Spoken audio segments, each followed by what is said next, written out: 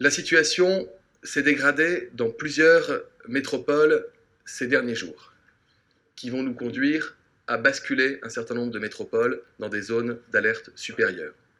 Tout d'abord, s'agissant de Dijon, Dijon que vous voyez apparaître, a maintenant un taux d'incidence chez les personnes âgées qui justifie son classement en zone d'alerte renforcée, de la même manière que Clermont-Ferrand a une incidence en population générale, une incidence en population vulnérable, qui justifie son classement en zone d'alerte renforcée pour ces deux métropoles. Ce passage se fera dès samedi matin.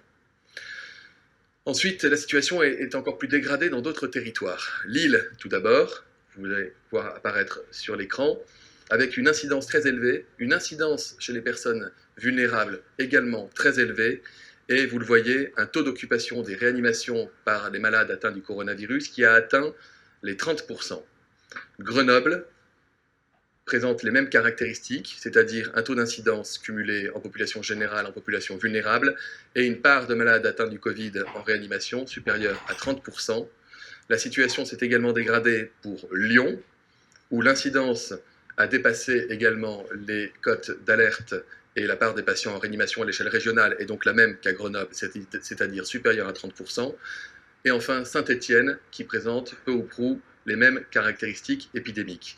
Pour ces quatre métropoles, Lille, Grenoble, Lyon et Saint-Étienne, un passage en zone d'alerte maximale a été décidé par le président de la République en Conseil de défense et de sécurité nationale.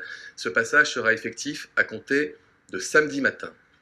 Par ailleurs, deux autres métropoles présentent des caractéristiques épidémiques inquiétantes. Il s'agit d'abord de Toulouse, avec un taux d'incidence qui n'est pas encore arrivé à la cote d'alerte maximale, et une part de patients en réanimation qui augmente et qui pourrait franchir les 30% dans les prochains jours.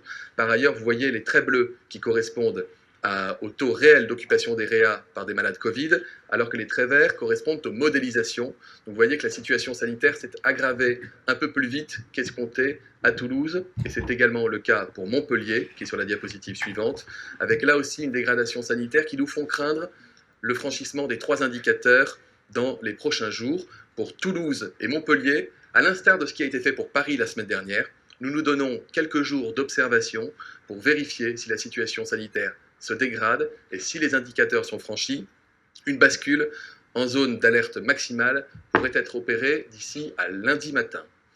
Pour l'ensemble de ces métropoles, les élus locaux ont été consultés, beaucoup d'entre eux, la plupart d'entre eux, ont été reçus par le Premier ministre au cours des derniers jours. L'ensemble de ces élus ont été contactés par le préfet, le directeur général de l'agence régionale de santé, de manière à les alerter sur la dégradation des indicateurs épidémiques et leur annoncer que la bascule avait, hélas, de grands risques d'être opérée. Et dans les prochains jours, donc avant la mise en place pratique de cette bascule, la concertation se poursuivra entre les préfets, les DG d'ARS et les élus pour déterminer les périmètres d'application territoriale de ces mesures et la nature précise de ces mesures. Malgré ces situations difficiles et ces annonces difficiles, je tiens à préciser qu'il y a aussi des signes d'amélioration dans plusieurs endroits du territoire national. Il faut aussi prendre les bonnes nouvelles quand on peut les observer, signe que les mesures que nous mettons en œuvre pour lutter contre la circulation du virus et que les mesures qui sont prises d'ailleurs par les élus locaux d'eux-mêmes pour freiner la diffusion du virus sont efficaces. Ainsi, la Nièvre et le Morbihan quittent les départements classés en zone d'alerte. Et on enregistre une amélioration sensible de la situation sanitaire à Nice, à Bordeaux. Une inflexion positive également est observée à Rennes, ainsi qu'à Aix-Marseille.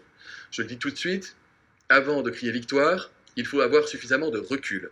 Être sûr que dans la durée, la circulation du virus se réduit et que dans la durée, l'impact sanitaire sur les hôpitaux se réduit. Il n'y a donc pas, à date, de bascule dans une zone d'alerte inférieure pour les villes que j'ai citées, mais nous surveillons cela quotidiennement et nous espérons pouvoir annoncer des bonnes nouvelles, peut-être la semaine prochaine. Pour alléger des mesures, il faut être sûr qu'elles ont été suffisamment appliquées et qu'elles sont efficaces pour éviter un effet yo-yo de reprise épidémique si on allégeait trop tôt.